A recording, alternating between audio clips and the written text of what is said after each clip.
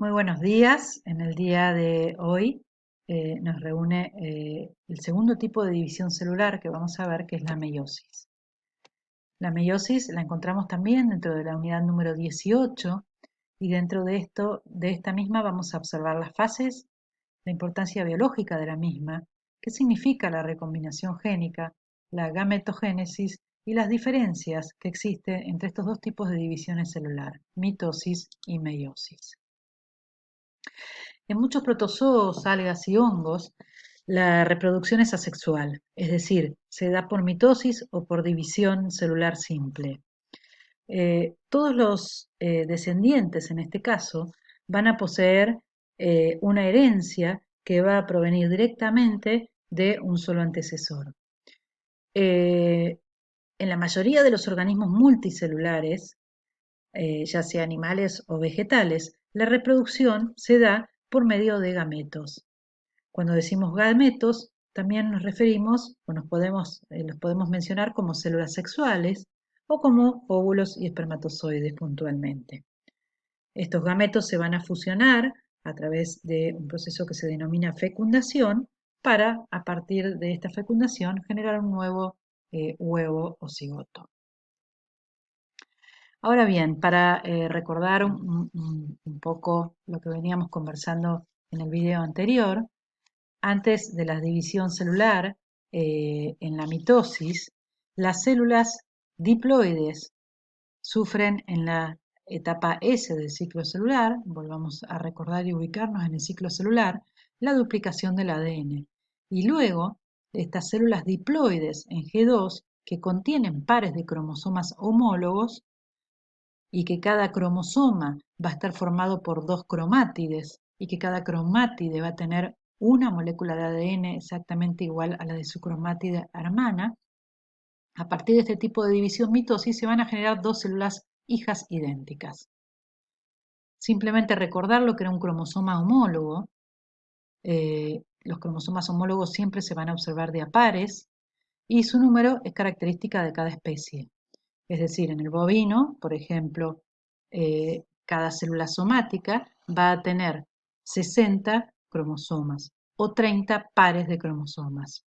En humanos 46, en conejo 44, en la rana 26, en el pollo 78, por ejemplo. Y la forma de escribirlo es 2n igual al número cromosómico.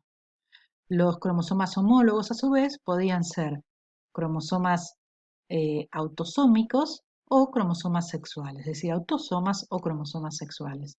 Y dentro de los cromosomas sexuales podemos tener el XX, que va a ser el que determine que sea femenino, o XY, que va a ser el que determine que sea masculino.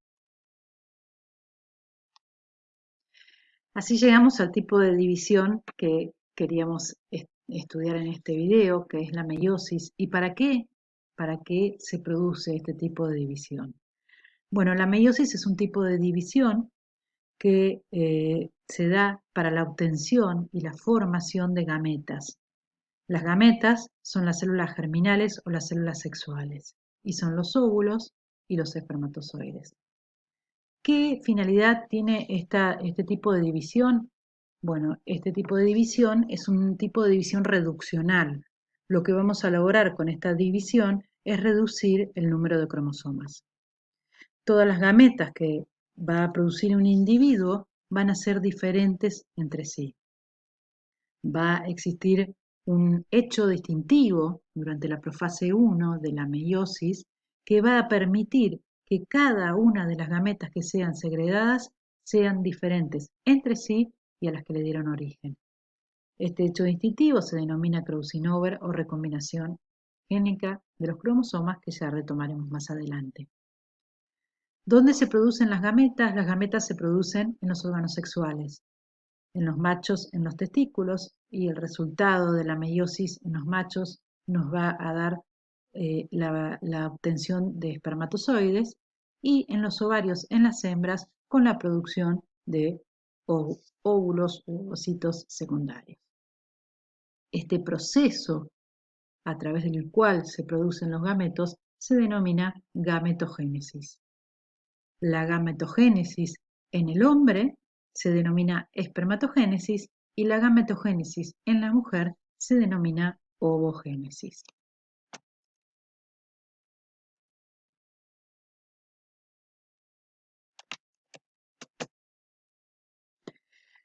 Dijimos que en el video anterior, que la mitosis a partir de una célula madre obteníamos dos células hijas diploides y exactamente iguales entre sí.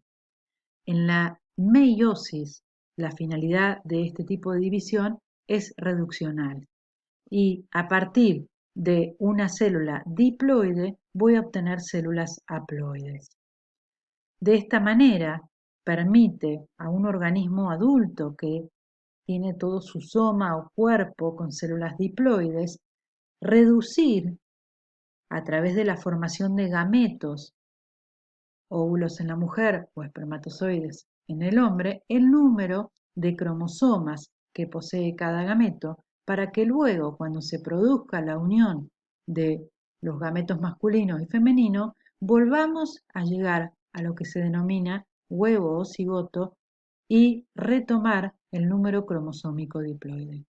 De esta manera, luego de la formación de este huevo o cigoto después de la fecundación, por mitosis se llegará al organismo adulto. Entonces, esta meiosis es la que me permite mantener el número cromosómico de una especie. Las gametas, tanto femenina como masculina, son haploides. Y esto me permite, como les decía anteriormente, mantener el número cromosómico o evitar que el número cromosómico se vaya duplicando de generación en generación cuando las células se fecunden. El proceso de meiosis dijimos entonces que era reduccional porque reduce el número de cromosomas a la mitad, es decir, permite la obtención de células haploides. Y acá me voy a detener porque esto a veces es lo que lleva a confusión. Podemos definir una célula haploide como una célula que posee un solo juego de cromosomas. O también podemos decir que una célula haploide es una célula que posee la mitad de la cantidad habitual de cromosomas. O también podemos decir que tiene la mitad de cromosomas que el resto de las células somáticas. Cualquiera de estas definiciones nos llevan a entender el significado de la haploidía. Por ejemplo, en la especie bovina, en cualquier célula somática, soma viene de cuerpo, el número cromosómico es de 60, ¿sí? O 30 pares. Cada óvulo de una vaca o cada espermatozoide de un toro va a tener como dotación haploide 30 cada uno, porque a través de la meiosis yo reduje el número cromosómico. Luego de la fecundación, el óvulo se va a unir con el espermatozoide y va a reconstituir ese número diploide de 60 cromosomas.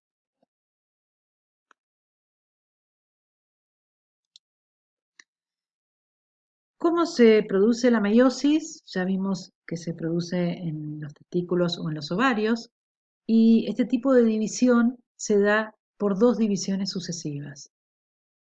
Consta de meiosis 1 y meiosis 2, separada por un período de quietud que se llama intercinesis. En la primera división se originan dos células. De una célula diploide original se van a dividir en dos células todavía diploides en este momento. Y luego, cada una de estas dos células se van a volver a dividir dando otras dos células ya haploides. Es decir, de una primer célula se van a originar cuatro células. Esta primer célula va a ser diploide y las cuatro resultantes al final de la meiosis 2 van a ser haploides. Una vez formados estos gametos, óvulos en la mujer y espermatozoides en el hombre o en el masculino y femenino, las gametas no se dividen y si no participan en la fecundación, mueren. La meiosis 1 consta a su vez de varias etapas: profase 1, metafase 1, anafase 1 y telofase 1. El resultado de la meiosis 1 van a ser dos células hijas aún diploides. Luego viene este periodo que yo les comentaba de quietud, que se llama interfase, sin la fase S, es decir, es un periodo de quietud, pero acá no hay duplicación del ADN, simplemente la célula tiene un periodo de quietud. Y luego tenemos la meiosis 2, donde consta de profase 2, metafase 2, anafase 2 y telofase 2. Y el resultado de esta división, de esta segunda división, van a ser la obtención de 4 células haploides.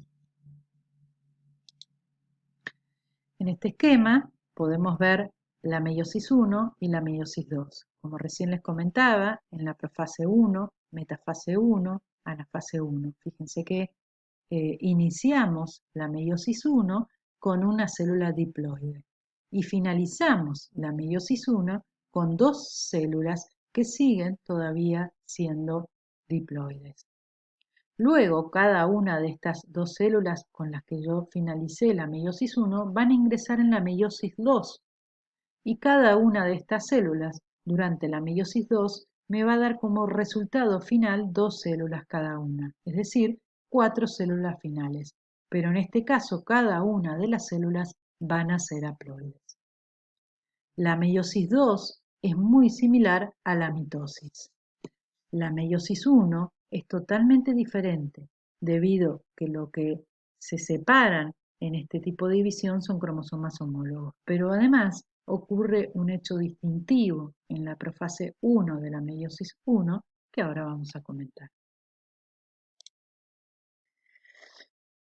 Para ubicarnos en el mismo esquema, en la profase 1 de la meiosis 1, todo esto sería la meiosis 1, fíjense que a partir de una célula diploide llegamos a 2 células diploides. Ubicándonos en la profase 1, vamos a ver qué hechos o acontecimientos ocurren en la misma.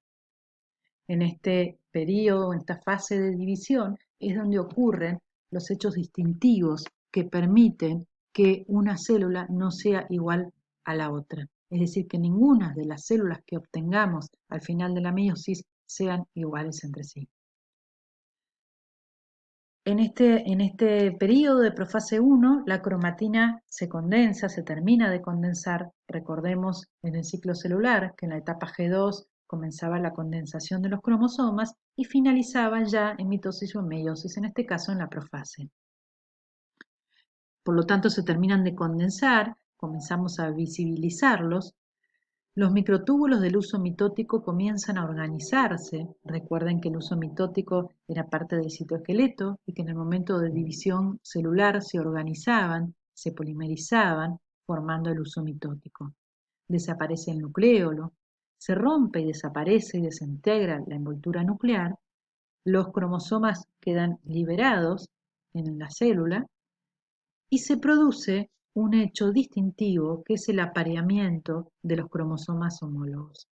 Es decir, los cromosomas homólogos llegan a tal acercamiento entre sí que van a permitir que se entrecrucen los genes y pueda haber intercambio de los mismos. Este apareamiento de los cromosomas se denomina crossing over o entrecruzamiento.